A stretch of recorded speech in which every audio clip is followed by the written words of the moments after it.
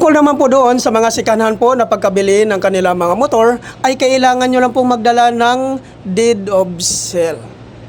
Kailangan po guys, naka-notarize din po yun.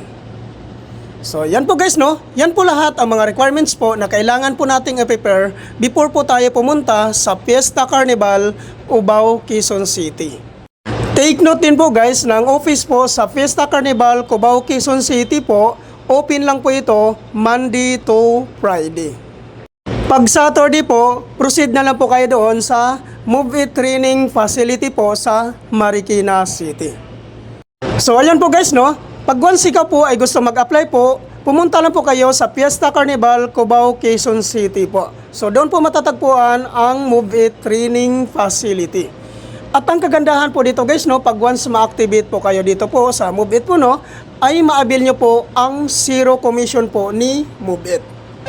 Ano po ba ito ang tinatawag na zero commission po ni Move It? Dito po guys, pag once ma-activate ka nga po dito at mag-start ka ng bumiyahe, hindi ka po kakaltasan ni Move It sa kanilang commission sa loob po ng 2 linggo. So napakagandang panimula po nito guys, no? Dahil po kakaumpisa mo pa lang po, siguradong makakaipon ka po kaagad dito dahil po wala kang kaltas sa loob po ng 2 linggo.